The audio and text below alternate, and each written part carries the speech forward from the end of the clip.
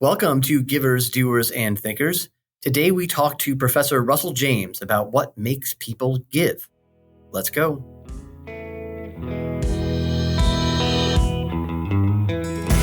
Givers, Doers, and Thinkers introduces listeners to the fascinating people and important ideas at the heart of American civil society. We speak with philanthropists, reformers, social entrepreneurs, nonprofit executives, religious leaders, scholars, journalists, and anyone else who will help us understand contemporary civil society's achievements and failures. My name is Jeremy Beer. Thank you for joining us.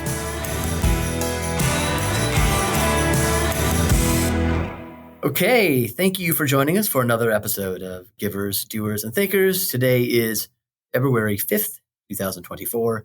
I am speaking to you across time and space from our studio in Phoenix, Arizona. And I am very pleased to have as our guest today, Dr. Russell James, who comes to us from Lubbock, Texas, out on the Llano Estacado. Russell James III is Professor, CH Foundation Chair of Personal Financial Planning and Charitable Giving Program Director at Texas Tech University's School of Financial Planning. Perhaps if you may be one of these weird people who doesn't think that sounds all that interesting, but let me tell you, in my opinion, Dr. James is the leading academic expert on charitable giving from what I would call especially the practitioner's point of view. He has written numerous articles on the topic. He speaks frequently on topics like Socratic fundraising, the psychology of transformational donations, how scientific research ought to inform fundraising, and even about what the Bible might have to tell us about fundraising. So we are going to dive into those questions today, which is exciting for me because very, very few people have the range of knowledge that our guest has. Russell James, welcome. Thank you so much. It's great to be here. I am right that Lubbock is on the Llano Estacado.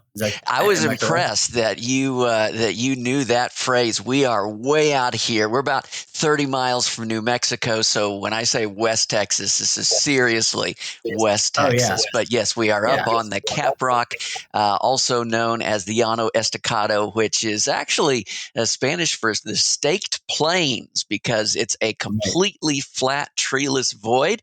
And originally the explorers had to put up giant stakes so that they wouldn't just wander around in circles and get lost. It's beautiful, actually. I love that area of the country. Me too. I'm one of those people. Yeah, so I'm semi-envious that you're out there on the Llano Estacado, the Stakes Plains. Well, let me ask you, just get started here. How does one become interested in the science behind fundraising and charitable giving? How'd you get here? Yeah, sure. So, I started out actually, it was in law school, and I found that I really enjoyed the classes that dealt with estate and gift taxation and planning, and I did very well in all of the related topics. And then after law school, I actually started working in planned giving. I also had an estate planning practice, and planned giving, I worked for a small residential college and did that for about 5.5 years, and then became president of the college, which was much more of a major gifts focused role. And now along the way, I decided that the whole college professor thing was what I wanted to do. I went back and got my PhD, and my dissertation was on, again, charitable giving. And so, did that. And after the presidency ended, after about 5.5 years, then to be honest with you, my career goal was to not be anyone's boss. I just wanted to do teaching and research in the classroom. And that's what I've done ever since at the University of Georgia for a number of years, and now here at Texas Tech University. So you did your PhD on charitable giving. Yes. Is there a robust scientific or research literature on this topic, or is it still there's still a lot of fallow field to be plowed?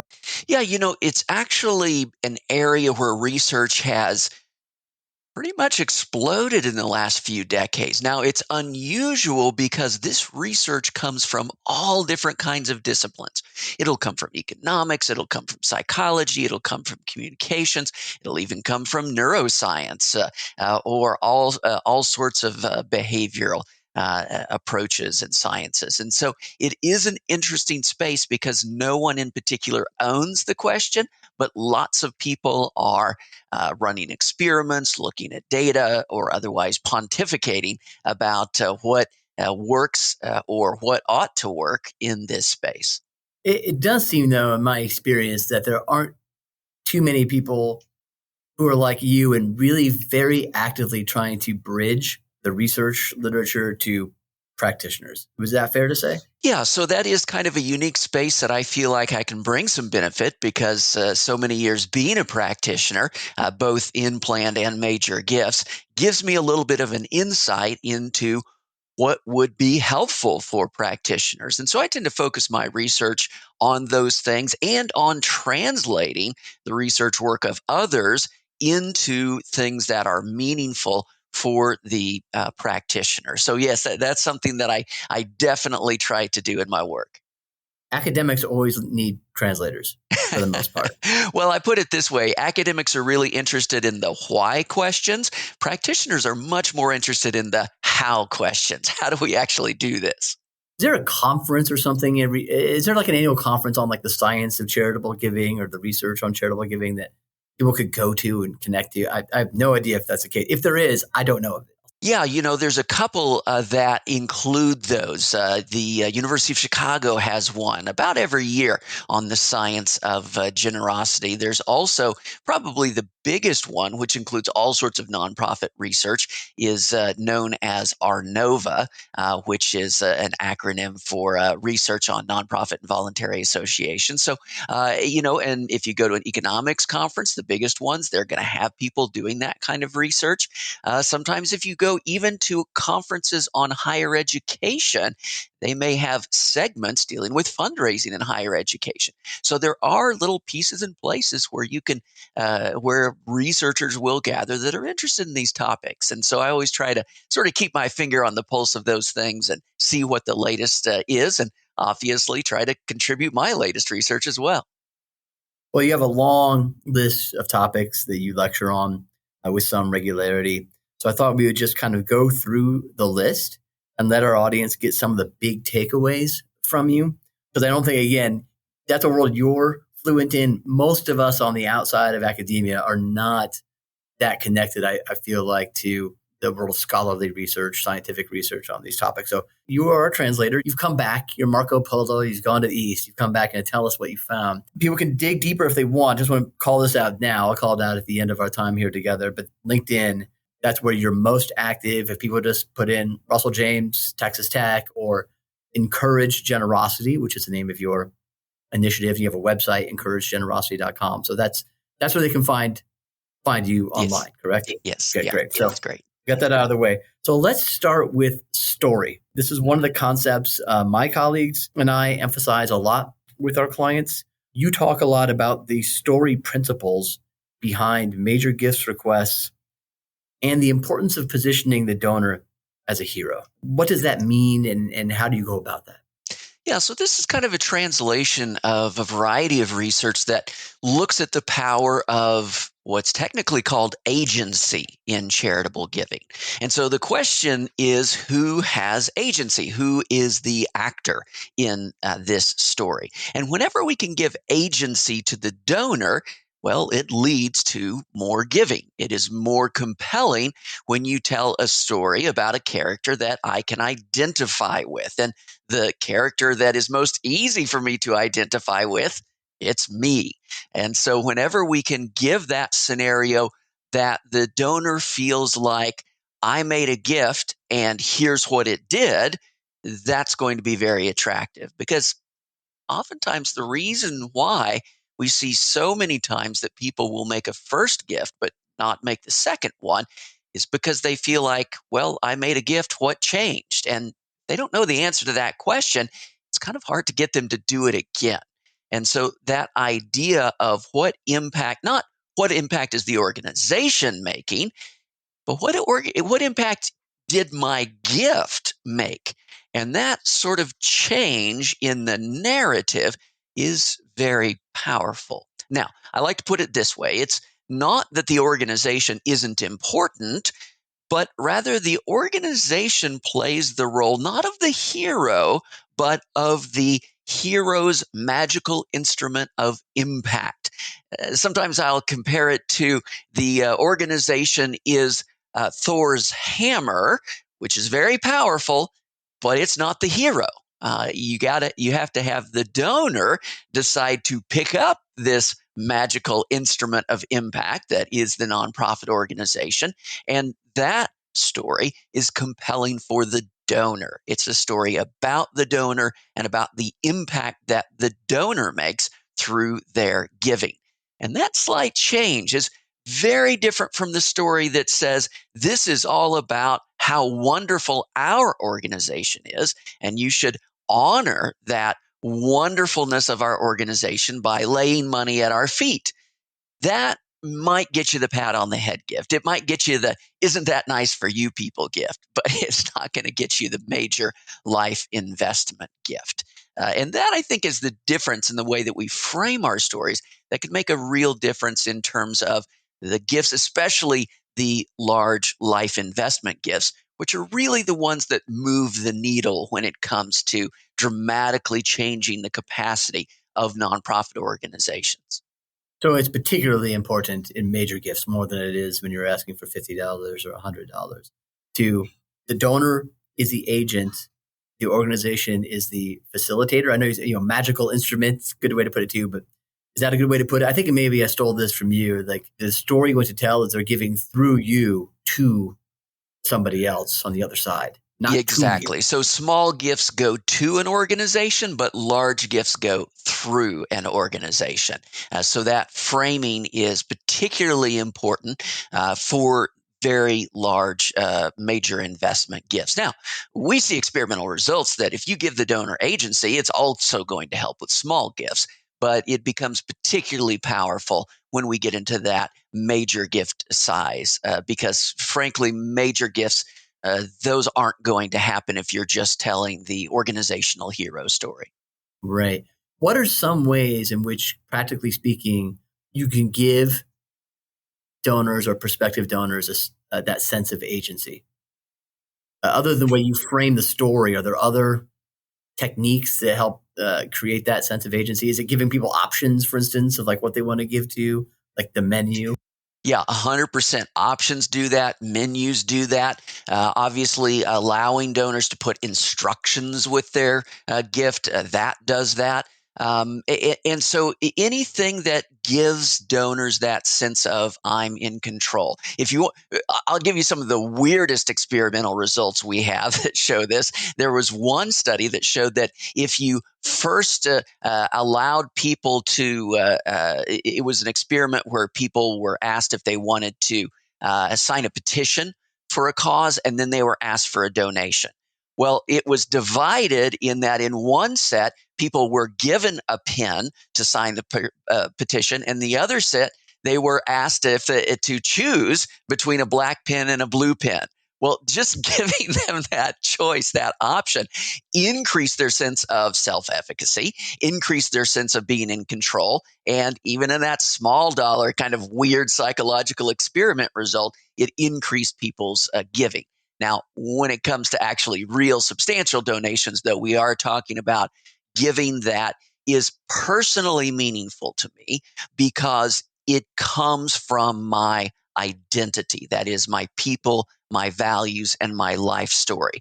And the impact or victory that I win by accepting that challenge is personally meaningful because of the impact on my people, my values, or my life story.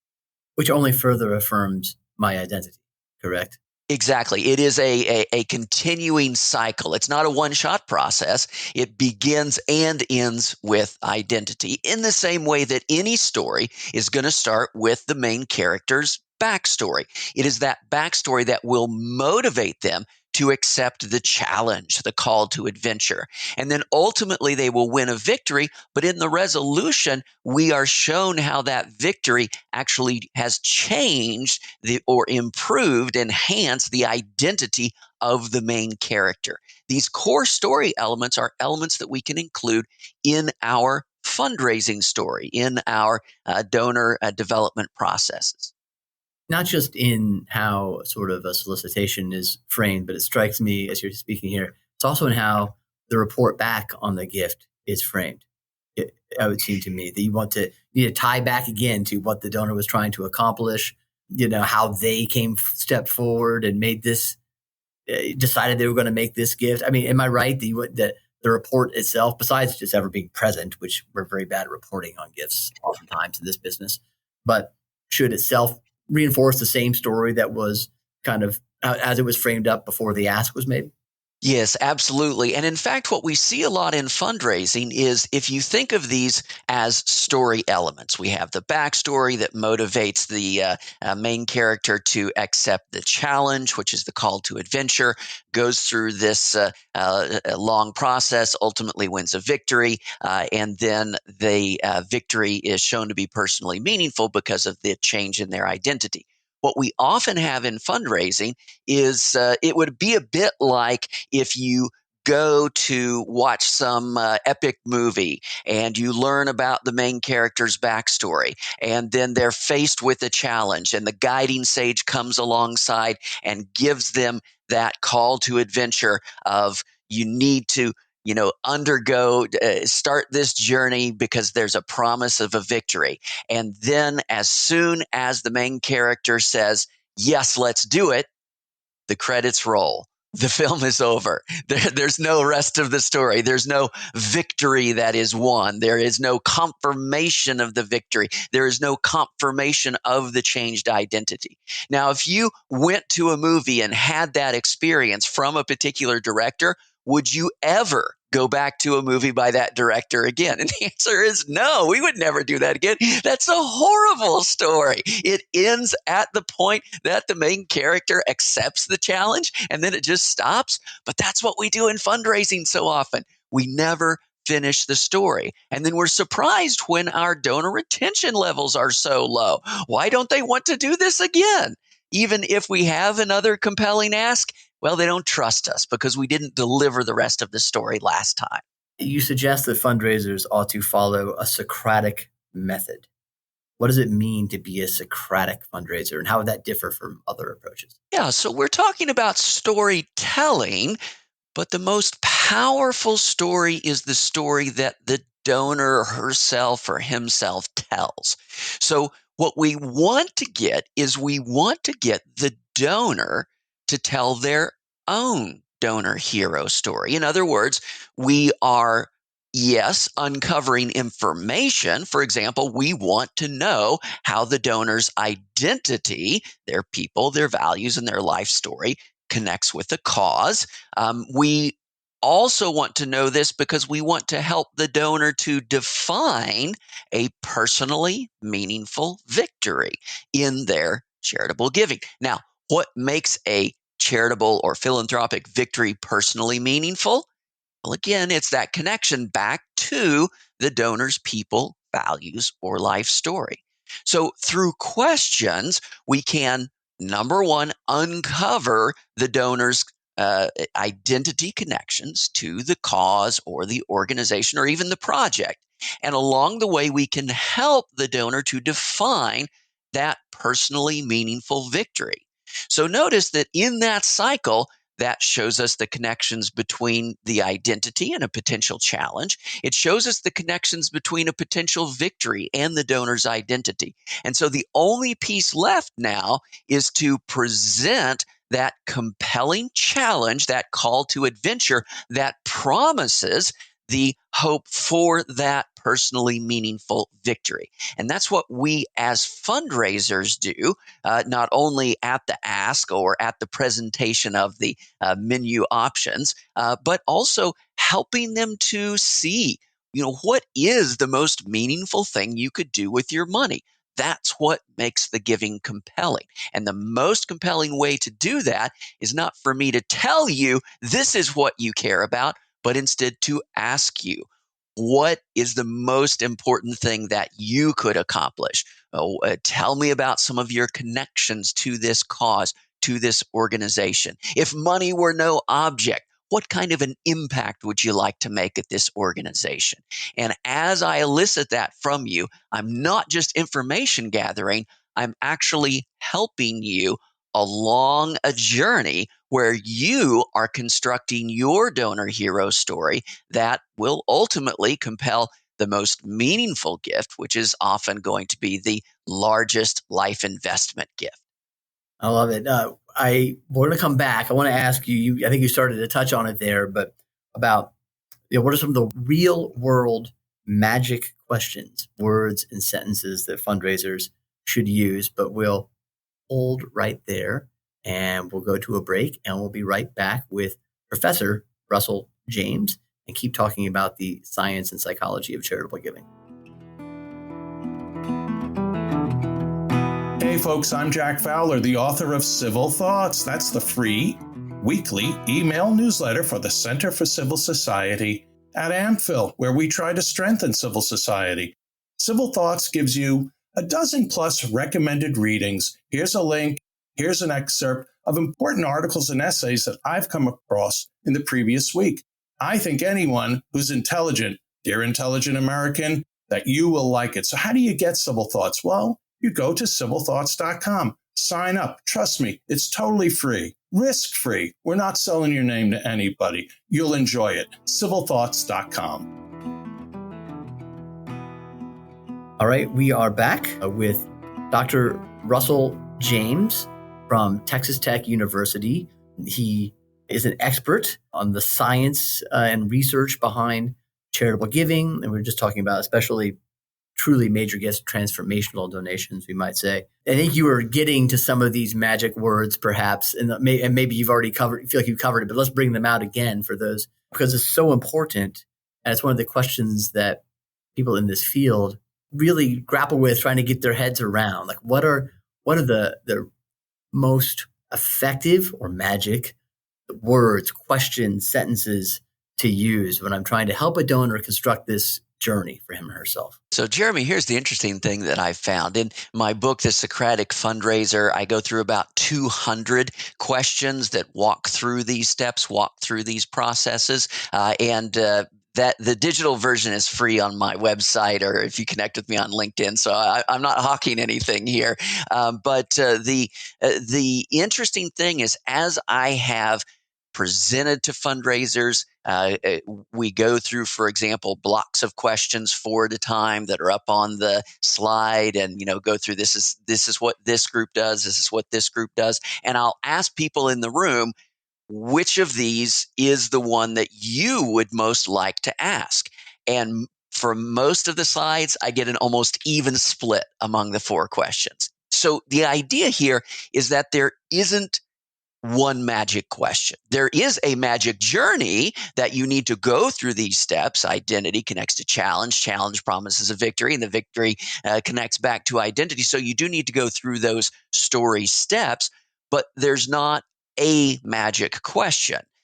There are a whole different way, a lot of ways that we can get to this place.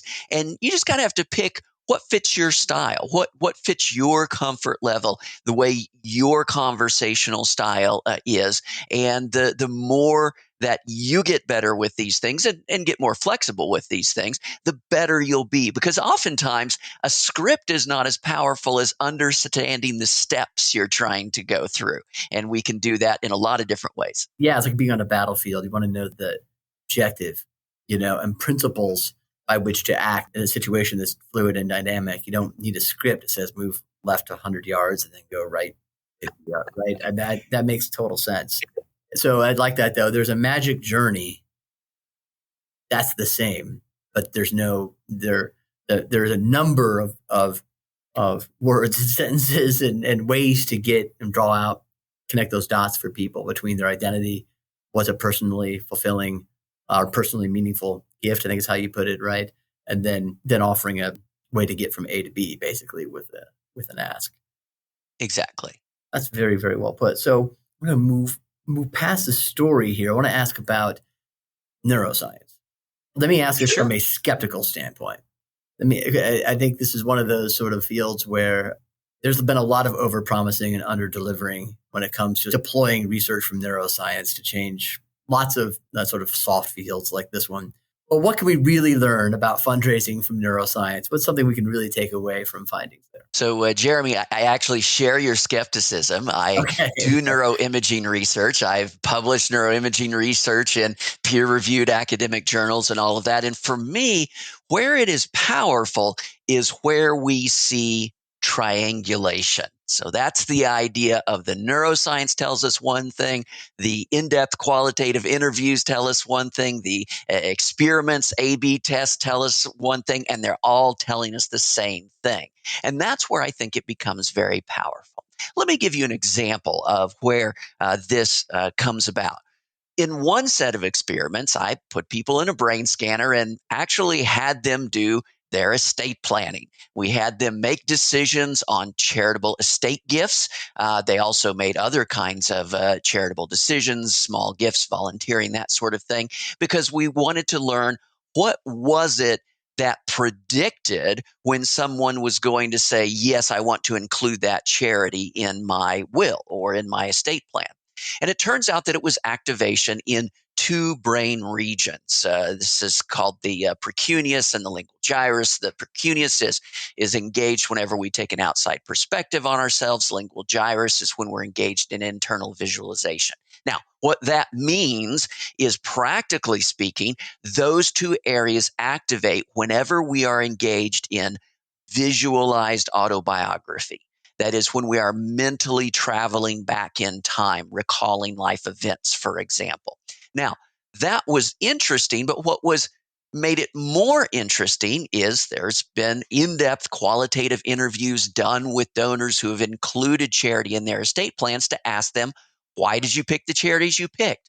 And almost invariably, it had to do with the connection with the donor's life story. So it was about that connection, not about some project that's going on or the font that they used on some mailer or something like that. Now, we took that and said, okay, so that's great theoretically. How does that apply to how we would ask about a charitable estate gift? So we did a study that tested about 26 different phrasing for the charitable estate gift. We actually had almost 10,000 participants in that. And what we found was that actually the most powerful way to describe a gift, this kind of a gift, was a gift in a will to let me recall the exact phrase here, a gift to charity in a will to support causes that have been important in my life. And in fact, whenever we added that phrase, to support causes that have been important in my life, onto any plan giving instrument, it dramatically increased people's interest in the gift. Now, neurologically, I know what we're doing is we're trying to trigger that life review process that we know increases the likelihood that they're going to include that charity. So this is an example of triangulation where the neuroscience actually informs, and then we can use that information and test it in these real AB or ABCD tests to see how it makes a difference. So it can be helpful, but I agree with you. We need to be skeptical and we need to gain in confidence only when we see it triangulate with all other kinds of research approaches. I didn't mean to be overly skeptical, by the way. I just so don't. I was just being a little bit of a devil's advocate, but that's a great example, and that's certainly a great takeaway. I mean, just that phrasing is very you can just see intuitively if you're in this industry how that can be very powerful phrasing, and yet not one we often would. Just so hard to phrase things in a ways where you're coming alongside the donor, not across the table from the donor. Exactly. And that's a great example. Well, you started that experiment was about a charitable bequest. Let me switch gears and start talking about that aspect of giving. It's very scary for many fundraisers and nonprofit leaders to start approaching people about wills, bequests, estate plans, and so forth. I'm sure you've been asked to advise on that before, but how do you overcome fear in this area to be able to have productive conversation with people about their estate plans? Sure. Well, let me give you a little bit of a background on why nonprofits should spend time and effort in this space. Because oftentimes there is a sense of, well, we need to do something, so let's check the box, but it's kind of death related that feels icky. Let's sort of stay away from it and not really invest in it. What you need to understand is the reason why these kinds of gifts are powerful.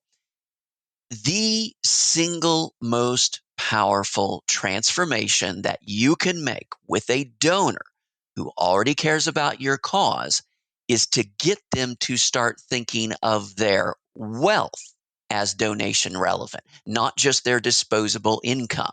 Now, how can we make that transformation? There's a couple of different ways we can do it.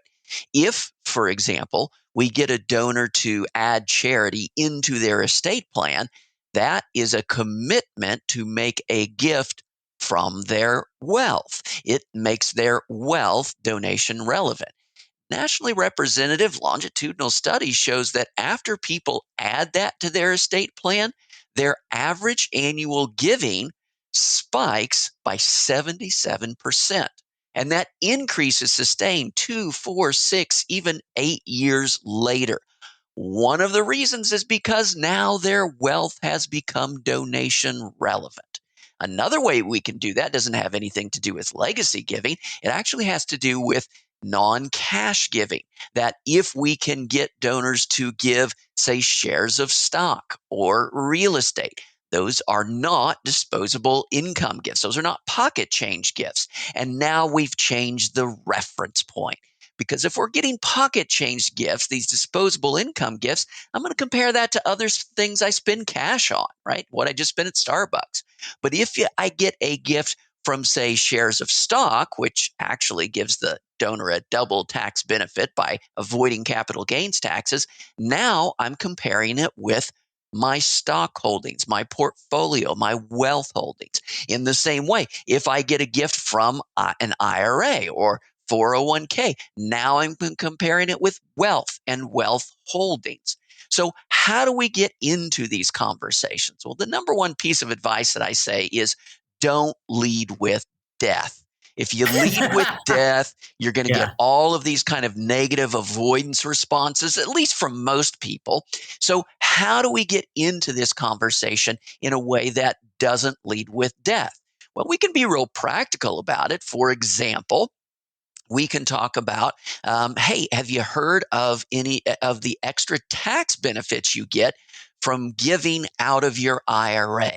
And you say, no, what is that? Well, if you're over 70 and a half, then you can give directly and you never have to pay income taxes on that. Also, any of that money that the family inherits, they've got to pay income taxes on those dollars. But any of that you just get online and name our organization as a beneficiary for, those income taxes completely disappear. It's actually the very first money that our donors like to include when they're looking at making this kind of a gift. Now, notice what I've done there. I didn't lead with death. I led with some benefits. Hey, here's clever ways to do it. But all of a sudden, we're actually having an estate planning conversation. And most importantly, this is a kind of estate planning that frankly takes you about 2 minutes to execute. It doesn't require complicated documents. You just go online, change your beneficiary designation, and it's done. So very powerful, very quick, and we're not leading with death. Now, there's more complicated ways we can do it, but they all will share those same elements of bringing up the topic, but not leading with death. Just along the way, we're mentioning this legacy giving topic. That is itself. That's the advice. Like, well, don't make it about death or negative things. And it does mean you need to know a little bit about what the possible ways of giving that are related to estates and bequests and wills and charitable trusts and so forth. You need to know a little bit of something about that, but it's not that hard to know enough to be effective, I think.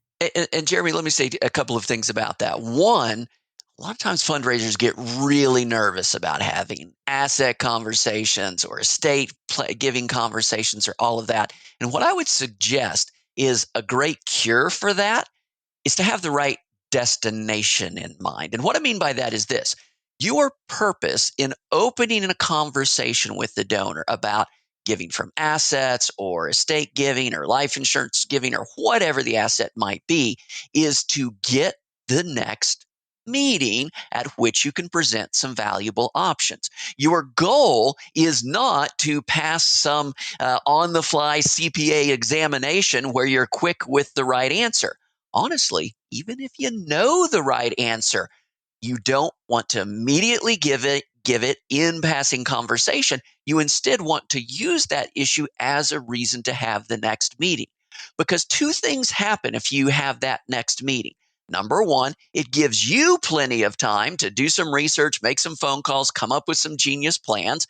Number two, it also keeps the donor in that space where they're thinking of the asset, thinking of their philanthropic goals, and that mental space is where we want them to be for a couple of weeks.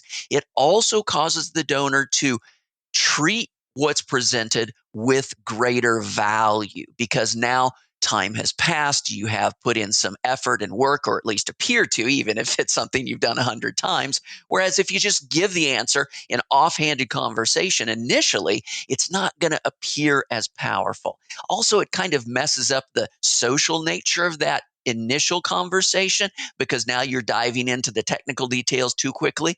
Don't do that. Just try to get the next meeting at which you can present some of those valuable options. Love it. I love it. And another thing, okay, then you're going to shift gears on you, although this might come back to estate planning. Another thing I really appreciate about your work is you talk about donor surveys and how donor surveys are very, very important to fundraising success, or can be important elements of fundraising success. Why? What can you accomplish with donor surveys? So this is just another format for Socratic fundraising. We are trying to ask questions of the donor that help them go through this process. So we might start with questions about, how did you first get connected with this cause? We may then try to help define a personally meaningful victory. How can we do that in a survey? This organization does a lot of different things. Which of the following projects would be most personally important to you? This is not simply a matter of information collection. This is actually a form of conversation with the donor where we're helping them go through that process. And then at the end, one of the really cool things we can do is to get back into this asset giving, estate giving conversation. How in the world do we do that? Well, we do it very softly and simply. Many people like to support this organization in a variety of ways. Which of the following might you consider in the next few months? Gift of cash, gift by check, gift by credit card, gift by monthly withdrawal from account, gift in a will in honor of a loved one, gift of stocks, gift of real estate, gift. Okay, so what we have done is we've actually asked the bequest giving question. We can have the, would you consider this in the next 3 months if you happen to sign a new will document? But also, would you like more information? But we've buried the death question. It's just another way to give. We don't lead with death. And also, if we get a donor that checks the box that there's some possibility they might make a stock gift in, say, the next 6 months, or they ask for more information, wow, we need to have a phone call. That's a donor who's telling you, I have this asset and I'm thinking about doing something philanthropic with it. So we can actually touch on many of those story elements and start talking about gifts of wealth, not just disposable income gifts, in a survey format. I love building it as a story. And another thing that we often find that when clients do these sorts of surveys is, of course, you'll find also people who have already left you in their estate plans you did not know about. And then you can have that phone call and really make sure you solidify that relationship and find out why they're doing this. What are they trying to accomplish with it? Why is this so meaningful to them? Make sure you're doing what they want with the gift that might be coming. So it's obviously just the right thing to do, let alone a good thing for your organization and mission. I love how you frame how a survey should go. I'm going to totally change gears on you here. We've got good time for 2 more questions, and they're very, very different, I think. And this one, I don't know if have an opinion. I think I'm just springing this on you. We hear a lot about how generations differ in their approach to giving. People make a very big deal about this, right? Well, millennials are this way, Gen Z is this way, they're very different than the boomers and the silence and so forth. How important are those differences in your opinion? And which ones do you think are going to be sticky and remain over time and are not just sort of, we're just seeing age effects and interpreting them as generational effects? So, Jeremy, I have a very jaded opinion on these things as a researcher because people will constantly mix up age differences with what we call technically cohort differences. So true generational differences are called cohort differences. That means when we compare the different generations at the same age, right? At the same age, at the same income, at the same wealth, did they behave differently? And what we find is that those differences are actually relatively rare. Now, there are some differences, but they are relatively rare. But the truth of the matter is that's not an attractive story. People love the special generation story, right? My generation was unique in all of human history. It's a special snowflake. They don't love the story that says, no, you just got old and this is what old people do and it's how old people think, right? But it is actually a lot of what we see in the data. Sometimes I'll put it this way, jokingly. I'll say, we talk about baby boomers, and the truth of the matter is, when they were first voting, more than any other generation, they voted for who was it that ran against Nixon back in the early 70s? McGovern. So they voted for George McGovern, who, by the way, wanted to cut the defense budget in half. He supported the Equal Rights Amendment, just to give you a bit of flavor. So they voted for McGovern more than any other generation. And then they got old, and more than any younger generation, they voted for a guy named Trump. Now, I don't care where you are on the political spectrum, but George McGovern and Donald Trump are not the same guy, okay? So the idea is that these are not generational differences, they're age differences. Now, let's come back to charitable giving, because one of the things to keep in mind is this. There is an enormous attraction to saying, I just want to work with people my own age, so let's focus on that, because frankly, that's more fun. But when we look at where the dollars come from, everybody loves the story of the young tech guy that had the money, and we want to tell this story over and over again. Give me a break. You give me any organization's donor list and say, just give me all the 50 plus donors. You take everybody else. We'll see how long it takes you to starve to death, okay? Because that's not where the money comes from. And in the same way, when it comes to estate giving, the majority of these documents that actually control the charitable gifts, they're signed in the 70s, 80s, and 90s. So this is uncomfortable for us to work with these oldest generations, but it is what's most powerful. Well, who was it they asked? Why do you rob banks? Because that's where the money is. I mean, it's very refreshing actually to hear you say these things, because it is a question that comes up awful. Some nonprofit leaders get very, very concerned that their donor base is old. And I have to tell them, everybody's donor base is old. And it always will be. It always will be. So it's okay. All right. Well, that's great. We can go on and on about that. I love that answer.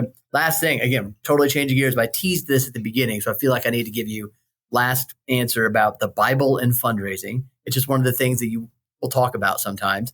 Can you give me 1 to 2 minutes on what wisdom can be gleaned from the Bible when it comes to asking for money? Yeah, so believe it or not, there's actually a passage in the Bible, it's in 1 Timothy 6, 17 through 19, that is unique because it is not written to the donor, it is not written to the giver, it's written to the fundraiser. Believe it or not, this passage is Paul writing to Timothy about what you might call the ministry of major gifts fundraising. It is literally the ministry to the rich. And it's about how to encourage the rich in their generosity. One of the fascinating things that I found about that is that those 3 verses, it's actually one sentence in the Greek. And in that single sentence, Paul uses words for wealth, not income, not disposable income, but wealth and accumulation of wealth 7 or 8 times.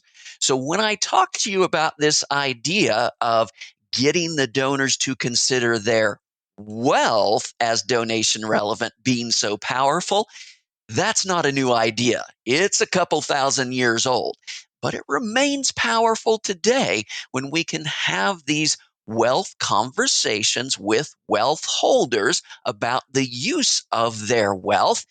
It can be transformational for fundraising.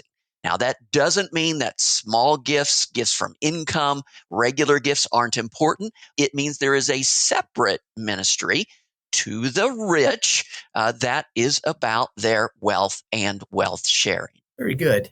Well, that's an appropriate way, I think, to end this conversation. Professor Russell James, thank you so much for sharing your wisdom with us and taking time to do this today.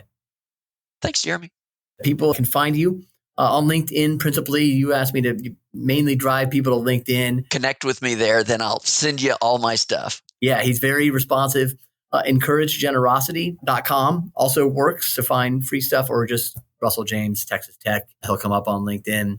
And I really, really encourage you, if you're in this sector and doing anything to do with what we're talking about here today, to connect with Dr. James.